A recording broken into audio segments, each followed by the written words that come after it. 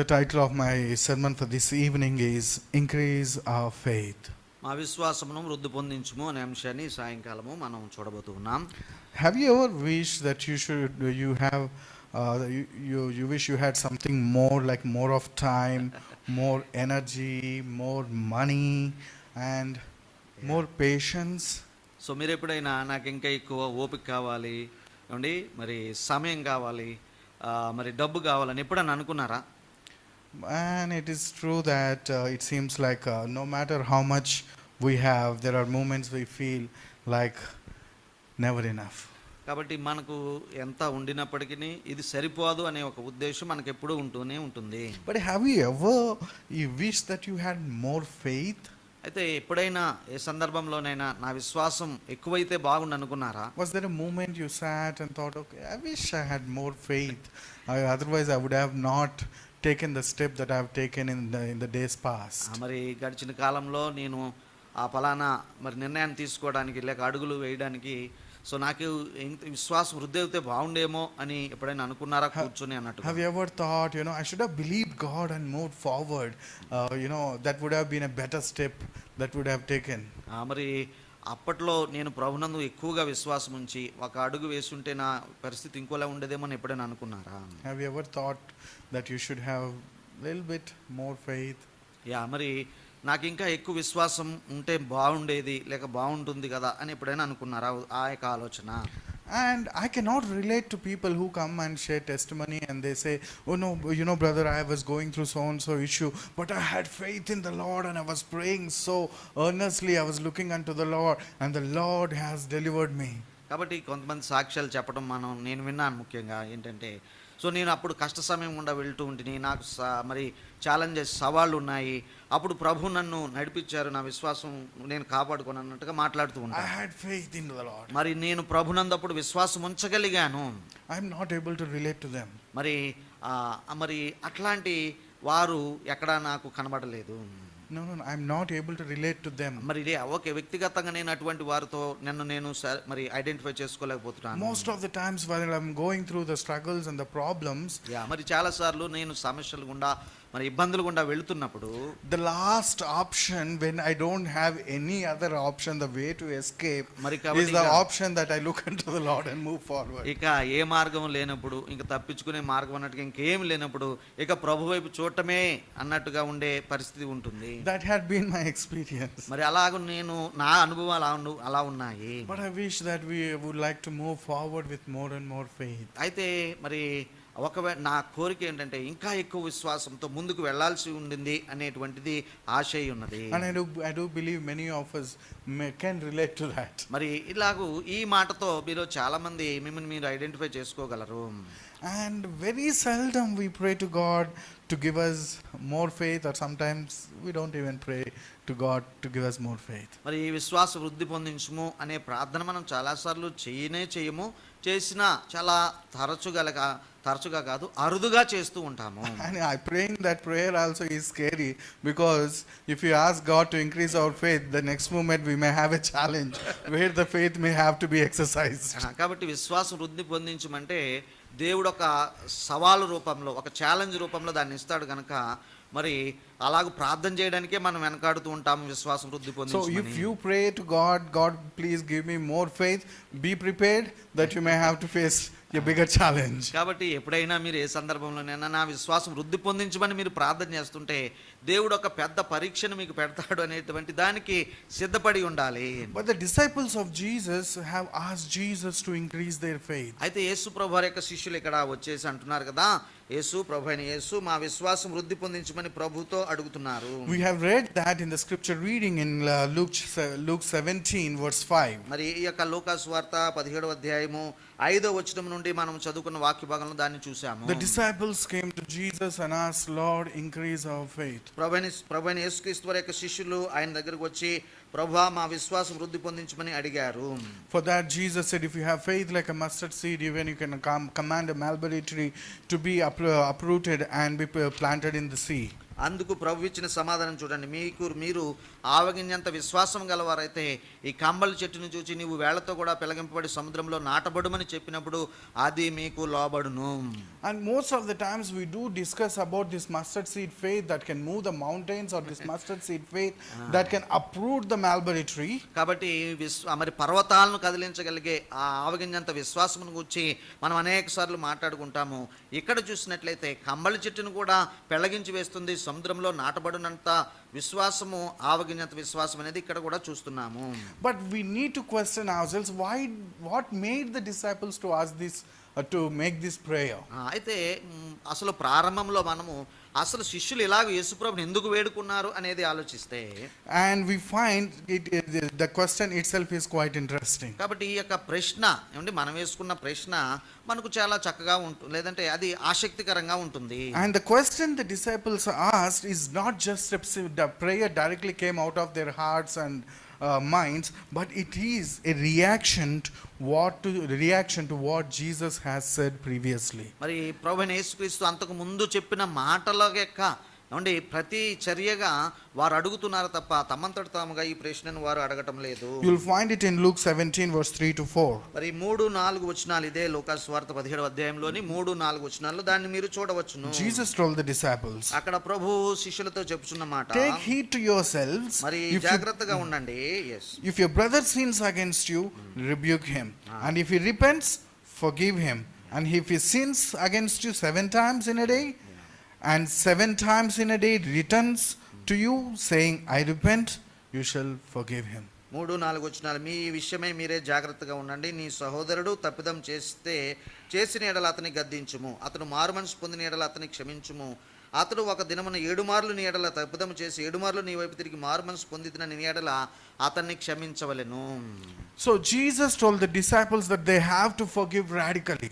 కాబట్టి ప్రభువైన యేసుక్రీస్తు శిష్యులకు చెప్పుచున్నది ఏమిటంటే మీరు మరి చాలా ఎక్కువగా మీరు క్షమించాలి అని చెప్తున్న మాట ఇది. If a person does a mistake repeatedly, even in a day 7 times, and if he comes to you and says, please forgive me, and you have to forgive. కాబట్టి ఒకే వ్యక్తి ఒక రోజుకి 7 సార్లు నీ ఎడల తప్పిదం చేసి నన్ను క్షమించు అని అడిగితే అటువంటి వారిని కూడా క్షమించాలి మీరని చెప్పుచున్న మాట ఇది. And when they heard this word, they started asking this question, Lord, please increase our faith. కాబట్టి 3-4 వచనాల్లో చూసిన ఈ సందర్భము క్షమించడానికి అనే సందర్భం చూసి అప్పుడు అంటున్నారు కదా, ప్రభువా మా విశ్వాసాన్ని వృద్ధి పొందించుము. Because the disciples of Jesus recognized that great faith in God is needed to get along with people,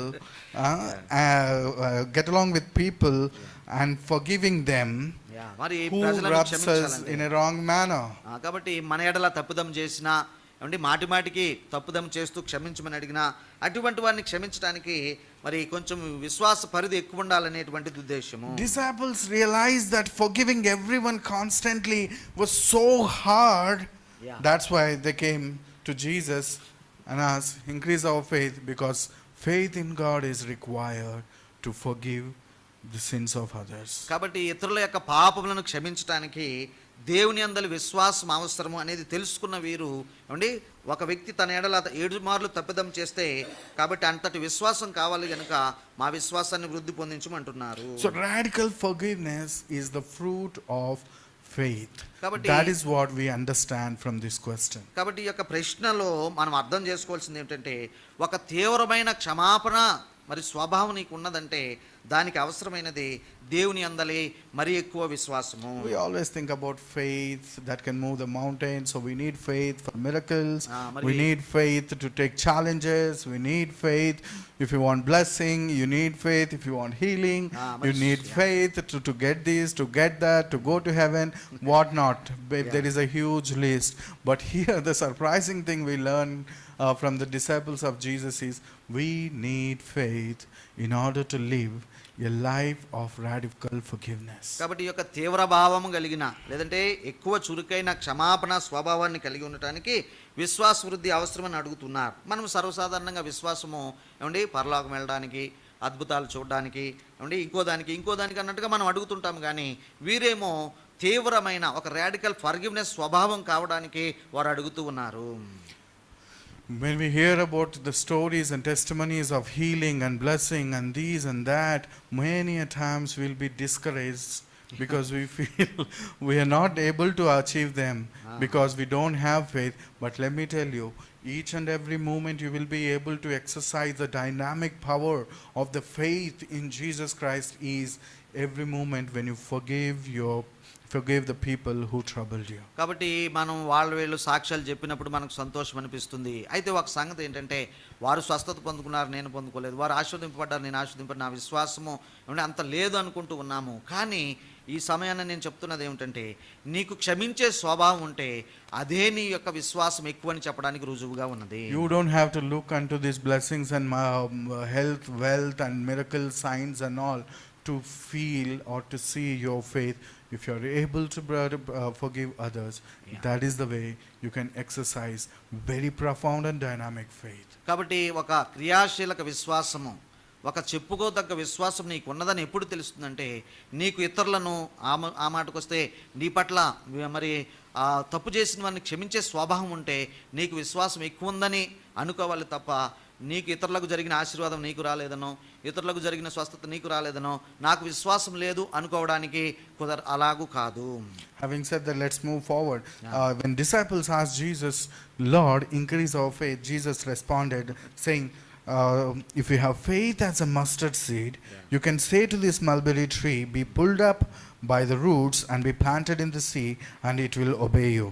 కాబట్టి ఎప్పుడైతే శిష్యులు వచ్చి మా విశ్వాసాన్ని వృద్ధి పొందించమన్నారో, మరి ప్రభు వారికి చెప్పిన మాట, మీరు ఆవగింజంత విశ్వాసమును కలిగి ఉండండి, అప్పుడు మీరు ఈ కంబలి చెట్టును చూసి మరి పెళ్ళగింపబడి సముద్రంలో నాటబడమంటే అది మీకు లోబడుతుంది అని చెప్పినారు. They asked increase our faith. కాబట్టి వాళ్ళు అడిగిందేమో మా విశ్వాసాన్ని వృద్ధి పొందించమని. Jesus was not telling them, okay, I'll give you, take a kilo of faith for yourself. కాబట్టి యేసుప్రభు ఇలాగని ఉండొచ్చు కదా, ఓహో విశ్వాసం ఎక్కువ కావాలా, సరే ఇంకో మరికొంత ఒక 1 కేజీ ఎక్కువ విశ్వాసం తీసుకోండి అని అనలేదు. And he did not tell you, okay, you go and climb the Sinai mountain and come back and then your faith will increase. కాబట్టి లేకపోతే ఇలాగ చెప్పలేదు, ఇదిగో సమీపంలో సినాయి పర్వతం ఉంది, దాన్ని ఎక్కి దిగిరండి అప్పుడు మీ విశ్వాసం పెరుగుతుందని చెప్పలేదు. And he did not even tell any rituals to be done, any spiritual activities to be done so that the faith can be increased. కాబట్టి మీ విశ్వాసం వృద్ధి పొందాలా, మీరు ఫలానా పని చేయండి, ఫలానా ఆచారం చేయండి, ఫలానా సాంప్రదాయాన్ని పాటించండి అని కూడా ఆయన ఏం చెప్పలేదు. They asked him to increase their faith and he did not answer that question at all, but he said, కాబట్టి వారు అడిగినప్పుడు మా విశ్వాసం వృద్ధి పొందించడం అంటే దానికి ఆయన సమాధానం చెప్పినట్టుగా లేదు, కానీ చూద్దాం. And he says, you don't be worried about how much faith you have. If you have faith like a mustard seed, you can even command this mulberry tree to be planted in the sea and it will obey you. కాబట్టి మీరు ఎంత విశ్వాసం ఉందో అని మీ మట్టుకు మీరు కలవరపడవద్దు, కానీ మీరు విశ్వాసం కలిగి ఉండండి, విశ్వాసంతో మాట్లాడండి, కంబళ చెట్టుకు చెప్పండి, అది పెళ్ళగించబడి సముద్రంలో నాటబడుతుంది. So what he is trying to tell them is, it's not about how much faith you have, but it is about where your faith is directed to. కాబట్టి ఎంత విశ్వాసము ఆ పరిమాణమును గురించి ఆయన మాట్లాడటం లేదు, కానీ మీ విశ్వాసము ఎటువైపు దారి తీస్తుంది లేదంటే ఎటువైపు చూస్తుంది అనేటువంటిదే మరి ఆయన చెప్పదలుచుకున్నాడు. It doesn't matter if you have faith like a mango seed or coconut seed and if you have faith just like a small mustard seed, it doesn't matter. It's not about how much you have, it is about how much you experience or exercise. కాబట్టి విశ్వాసము అది ఆవగింజ ఎంత ఉందా, మామిడి గింజ ఎంత ఉందా, లేదంటే కొబ్బరికాయ ఎంత ఉందా, ఇది కాదండి కావాల్సింది.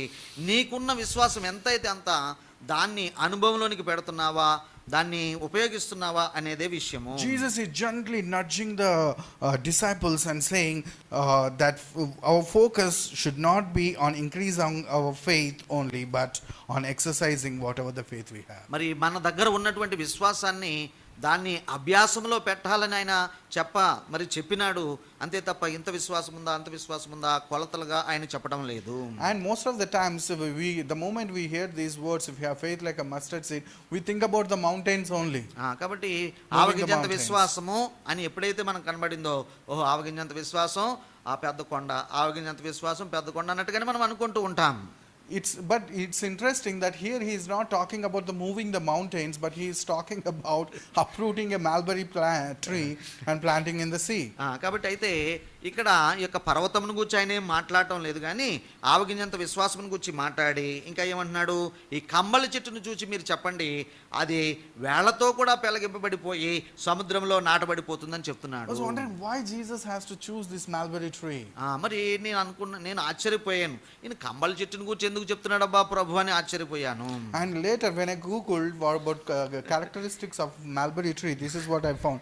కాబట్టి కంబళి చెట్టును గురించి నేను కొంత సమాచారాన్ని సేకరించినప్పుడు నాకు ఈ సంగతులు దొరికాయి. Mulberry plants develop a deep, tangled and dense network of roots, including horizontal and similar vertical roots, enabling them to anchor firmly in the soil. కాబట్టి ఆ యొక్క మల్బరీ చెట్టు లేక ఈ యొక్క కంబళి చెట్టు ఏదైతే ఉందో దాని గురించి నేను మరి పరిశీలన చేసినప్పుడు అండి, దాని వేర్లు మరి ఆ భూమికి సమాంతరంగాను భూమికి నిలువుగాను చాలా ఎక్కువగా దట్టంగా మరి వ్యాపిస్తాయి అనేది నేను చూడగలిగాను. You know, mulberry tree, the roots they go almost to get access to the groundwater.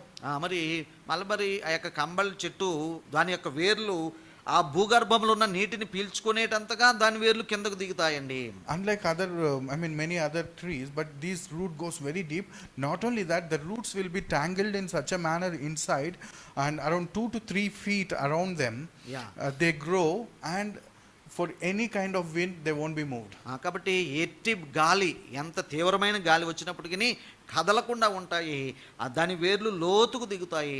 అలాగే ఉపరితలం మీద కూడా ఒకదానికొకటి మరి అల్లుకున్నట్టుగా ఆ వేర్లు వ్యాపించి ఉంటాయి. దాని చుట్టూ ఒక 2-3 అడుగులు అన్నట్టుగా వేర్లు వ్యాపించి ఉంటాయి. I guess that might have made Jesus to choose this plant, mulberry plant, for this example. కాబట్టి ఆయన విశ్వాసమును గురించి వారు అడిగిన ప్రశ్నకు సమాధానం చెప్పడానికి బహుశా ప్రభు అందును గురించే ఈ కంబళి చెట్టును గురించి చెప్పాడేమో. Because మరి ఇంకా కారణాలు చూస్తే similar to the mulberry trees, మరి ఈ యొక్క కంబళి చెట్టులకు దానిని పోలిన విధంగానే unforgiveness is deeply rooted and tangled with various issues in our hearts. మరి ఈ యొక్క మరి కంబళి చెట్టు వేర్లు గురించి మనం మాట్లాడుకున్నాం. సుమారుగా అదే రకంగా ఈ యొక్క క్షమించలేని తనం అనేది చాలా చుట్టుబాట్లు పడి చాలా చిక్కులుగా అన్నట్టుగా అంటే ఒకదాన్నొకటి పెనవేసుకుని అన్నట్టుగా అది ఉంటుంది కదా. Many a times we think that we are unable to forgive somebody because of the hurt they caused us. మరి చాలాసార్లు ఇతరులు లేదంటే మనం ఎవరినైతే క్షమించలేకుండా ఉన్నామో వారు మనకు కలగజేసిన బాధను బట్టి లేక వేదన బట్టి అన్నట్టుగా వారిని క్షమించడానికి మనం ముందుకు రాము చాలాసార్లు. If it is only the hurt is the reason for being so unforgiving towards somebody, and others also are hurting us, but them we forgive. So we understand only the event of hurt is not contributing towards it. కాబట్టి అక్కడ మరి వారు మనల్ని బాధపరిచిన ఆ సందర్భం మాత్రమే కాదు కానీ దాని వెనక ఉన్న సమయం కూడా తీసుకున్నట్టుగా లేదంటే దానిని కొనసాగించిన సమయం అన్నట్టుగా వారిని క్షమించలేనట్టుగా మనం ఉంటూ ఉన్నాము. If we consider the roots of unforgiveness in our hearts, we understand that the least of all these roots is being hurt by a particular event by a particular person. ఒక వ్యక్తి మనల్ని బాధించిన సందర్భము లేక ఒక సంఘటనలో మనము ఇబ్బంది పడిన విషయము అదే ఎక్కువగా ఏమండి మనల్ని బాధిస్తూ ఉంటుంది. క్షమించలేని విధంగా అది మనల్ని చేస్తుంది. No, you said opposite to what I said. The event causes least of all the roots is being hurt by a particular event or a person. కాబట్టి మరి లీస్ట్ వన్. మరి చూసినట్లయితే ఏదో ఒక ఆ యొక్క బాధించిన సంఘటన ఆ బాధించిన వ్యక్తి మనలను ఆ యొక్క అన్ఫర్గివ్నెస్ఫుల్గా ఉండటానికి వాళ్ళు అసలు కారణమే కాదండి, అది చిన్న కారణం మాత్రమే అన్నట్టుగా. But there are so many other roots which are causing unforgiveness in us. అయితే బాధించిన సంఘటన బాధించిన వ్యక్తి ఈ యొక్క క్షమించలేని తనానికి అసలు కారణమే కాదన్నట్టుగా ఉంటుంది. మరి దానికి వేరు కారణాలు చాలా ఉన్నాయి.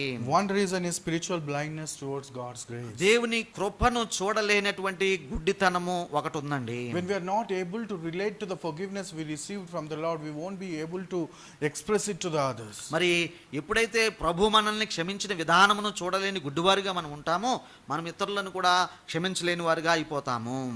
And not being grateful for the forgiveness we received from the Lord. If we are not grateful towards it, over a period of time, we will become so unforgiving, and we will even lose the sense of it, and we will not be able to extend forgiveness to the others.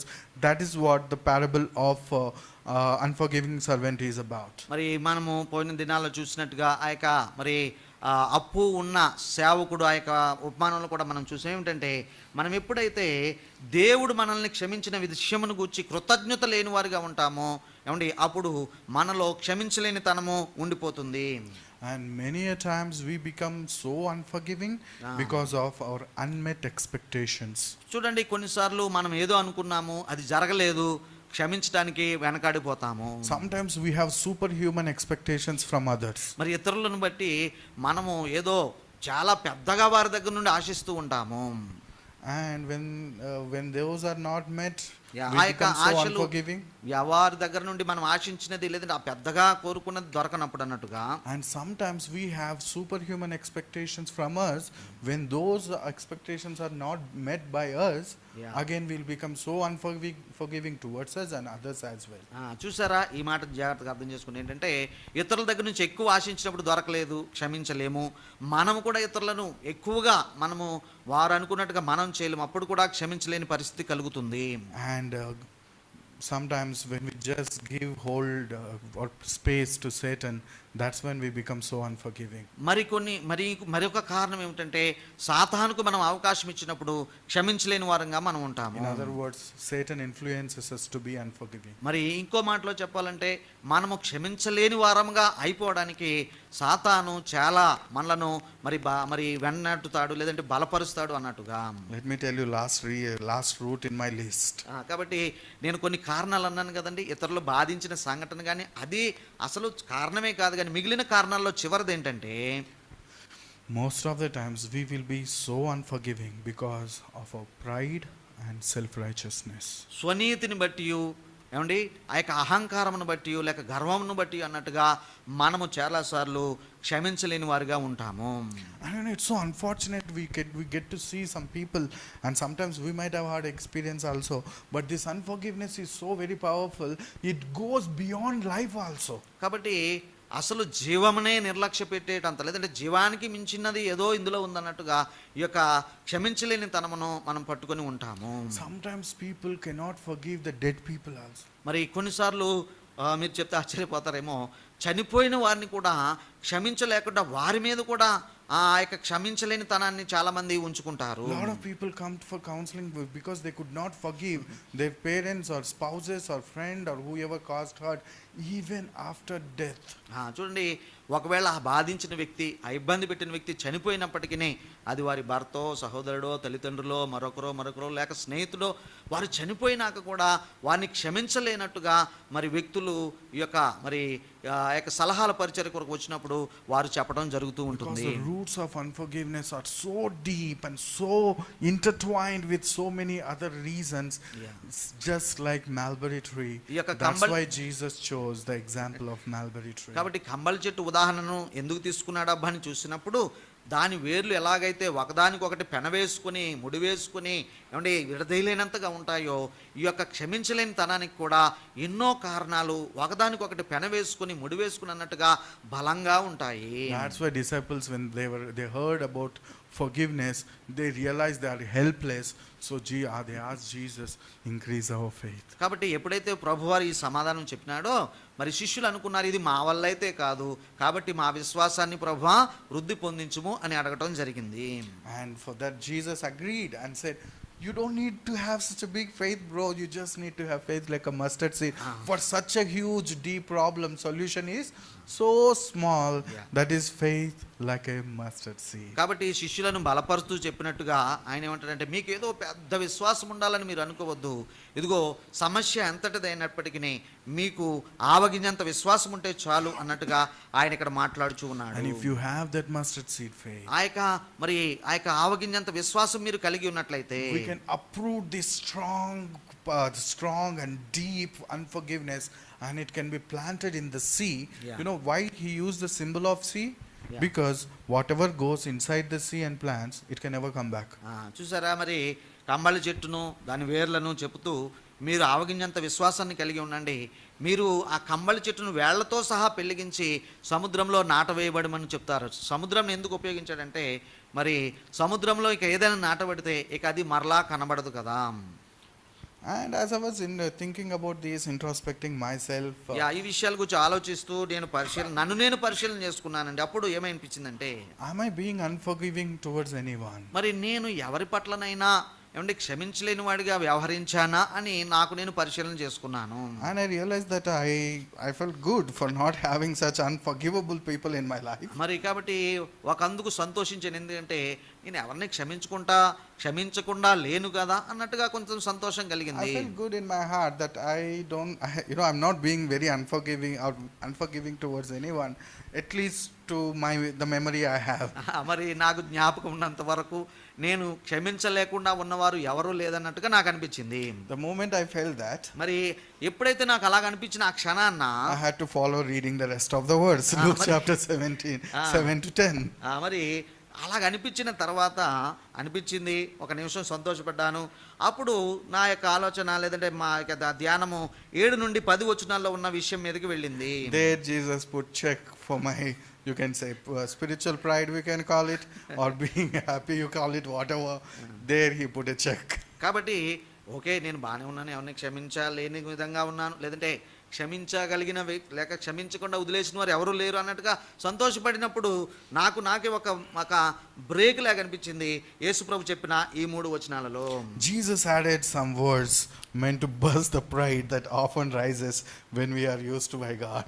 మరి దేవుని చేత వాడబడుతూ ఉన్నప్పుడు మరి సహజంగా కొంచెం గర్వంగా అనుకుంటూ ఉంటావేమో, దానిని కూడా ఆయన ఈ ఉపమానం ద్వారా దానిని కూడా తీసివేసినట్టుగా అనిపించింది. We read in Luke chapter 17 verse 7 to 10. మరి 7 నుండి 7, 8, 9, 10 వచనాలలో మనం అదే విషయం చూస్తున్నాము. He gives a parable. మరి అక్కడ ఒక ఉపమానం చెప్పాడు ఆయన. And he asks a question. మరి ఒక ప్రశ్న కూడా వేశాడు. Which of you having a servant who worked whole day in the field or looked after the animals, and when they come, will you you tell them to cook food for yourself and serve food for you, after you eat, sleep, then you can go and rest. చూడండి, దున్నువాడు కానీ మేపువాడు కానీ మీలో ఎవరికైనా ఒక దాసుడు ఉండగా వాడు పొలంలో నుండి వచ్చినప్పుడు నీవు ఇప్పుడే వెళ్ళి భోజనం చేయమని వానితో చెప్పినా అన్నట్టుగా ఒక ఉపమానాన్ని ఆయన చెప్తూ ఉన్నాడు. And then he asked the question, మరి ఒక ప్రశ్న కూడా వేశాడు. Does the master remains thankful, or does the master say thank you for that? మరి తన దగ్గర ఉన్న పనివాడు రోజంతా పొలంలో పనిచేసి వచ్చాడు, సాయంకాలం వచ్చాడు, ఇక సర్లే అలసిపోయావు కదా, నువ్వు వెళ్ళి నువ్వు చేసిన పని అంతటికి వందనాలని ఆయన చెప్తాడా యజమాని? No. మరి యజమానులు ఎవరు, ఈ యజమాని చెప్పడం లేదు ఈ ఉపమానంలో. And which tells us, మరి దాని అర్థము దాని విషయంలో లేక ఈ విషయాన్ని బట్టి మనకేం తెలియవస్తుందంటే, there may be people like Praveen, for them he is reminding, we still have people to forgive, there are still great works of faith to be done.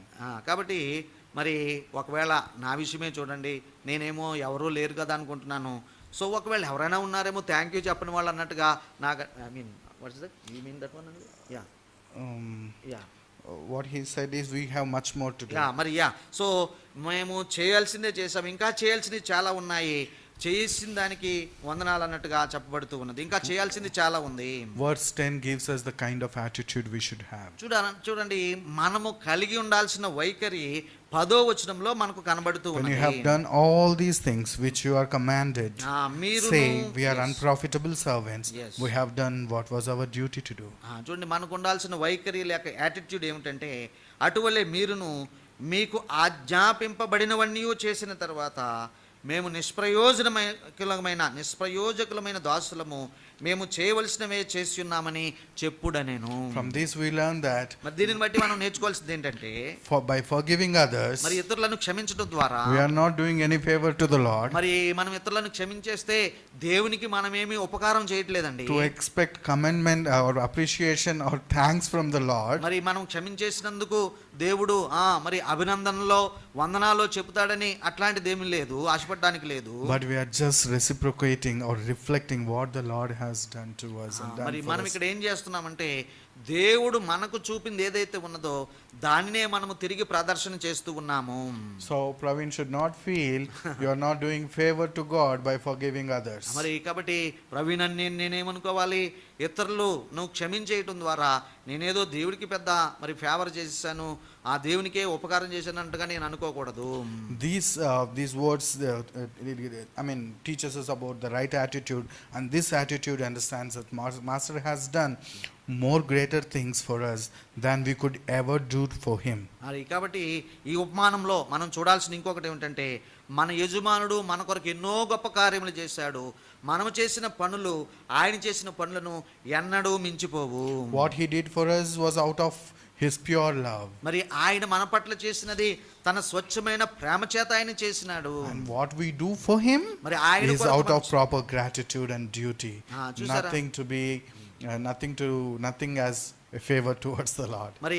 మరి ఆయన మన పట్ల ప్రేమతో చేసిన దానికి మనము తిరిగి చేసేది ఏమండి కృతజ్ఞతా భావంతోను, ఏమండి మరి థ్యాంక్ఫుల్ హార్ట్తోను చేయటమే తప్ప మనం ఏదో మరి ఆయనకి ఎక్కువ చేస్తున్నాం అన్నట్టుగా కాదు. Through these 3 points, what Jesus wants to remind us is this, that the faith Jesus is talking about here is not a faith that moves the mountain.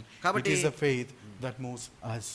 కాబట్టి ఈ యొక్క మరి వచనాల్లో నుండి లేక ఈ యొక్క సందర్భంలో నుండి వాక్యభావం నుండి మనం నేర్చుకోవాల్సింది ఏంటంటే, ఇదిగో మరి పర్వతాలను కదిలించే విశ్వాసము దాన్ని అట్టపెట్టండి, అది కాదు కానీ మన హృదయాలను కదిలించే మరి ఆ యొక్క విశ్వాసం గురించి ఆయన మాట్లాడుతూ ఉన్నాడు. So in conclusion, what we can learn from this is this. కాబట్టి ముగింపులో ఈ యొక్క వచనాల భాగంలో నుండి మనం నేర్చుకోగలిగింది ఏమిటంటే, faith is not measured by the size but by its object or the direction it is taking. కాబట్టి మరి యొక్క విశ్వాసము ఏ వైపుగా ఉపయోగించబడుతుంది అనే దానిని బట్టి దాని కొలత ఉండదు.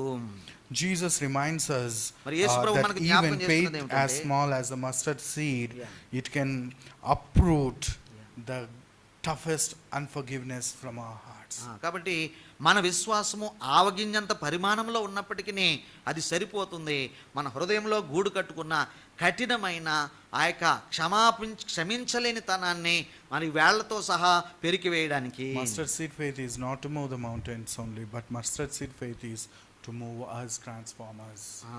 మరి ఆ యొక్క ఆవగింజంత విశ్వాసము పర్వతాలను కదిలించడానికి కాదు కానీ మన యొక్క హృదయాలను ద్రవింప చేయడానికి కదిలించడానికి అన్నట్టుగా మనం ఇక్కడ చూస్తున్నాము. The true faith does not just move the mountains, it moves us towards humility, service and love. దీనత్వమునకు, పరిచర్యకు, ప్రేమకు మన హృదయాలను యొక్క నిజమైన ఆ యొక్క స్వచ్ఛమైన లేక ఆ యొక్క చిన్నదైన ఆవగింజంత విశ్వాసము మనల్ని నడిపిస్తూ ఉంటుంది. From this lesson what we take back home, మరి ఈ యొక్క మరి విషయాల్లో నుండి మనకు వ్యక్తిగతంగా ఏమి తీసుకోగలము, how do we can apply this to our lives? మరి ఈ యొక్క విషయాలను మన వ్యక్తిగత జీవితాలకు ఎలాగా అన్వయింపు చేసుకోగలము? There are 5 points I would like to read. మరి ఒక 5 విషయాలు నేను త్వరగా చెప్తా చూడండి. Number 1, examine your heart. మరి మొట్టమొదటిది ఏమిటంటే మన హృదయాలను మనకు మనమే పరిశీలన చేసుకోవాలి. Find if there are any hidden unforgiveness in us. మరి మన యొక్క హృదయాలలో ఇంకా ఎవరినైనా లేక ఏ విషయాన్నైనా క్షమించకుండా ఉన్నామేమో మనకు మనమే పరిశీలన చేసుకోగలగాలి. Let us practice radical forgiveness. మరి ఒకవేళ మరి ఒక రకంగా చెప్పాలంటే రాడికల్ ఫర్గివ్నెస్, ఒక తీవ్రమైన భావంతో ఎటువంటి వారినైనా లేక ఎట్టి విషయాన్నైనా క్షమించడానికి సిద్ధపడి ఉండాలి. Try to exercise whatever the faith you have. మరి నీ దగ్గర ఉన్నటువంటి విశ్వాసము ఎట్లాంటిదైనప్పటికీ దానిని అభ్యాసములో పెట్టడానికి, పని చేయించడానికి చూడాలి. And we need to serve the Lord with gratitude. మరి ప్రభువైన దేవునిని మరి కృతజ్ఞతాభావంతో ఆయనను సేవించాలి. With the same gratitude we should forgive others. మరి అటువంటి కృతజ్ఞతా భావముతోనే ఇతరులను మనం క్షమించగలగాలి. Regarding all these matters, మరి ఈ యొక్క విషయాలన్నింటినీ కలగలిపి చూస్తే we need to pray honestly. చూడండి, ఒక్క మాటలో చెప్పాలంటే యథార్థతతో ప్రార్థించవలెను. May the Lord bless you with this. దేవుడు మనందరినీ ఈ మాటల ద్వారా దీవించును గాక.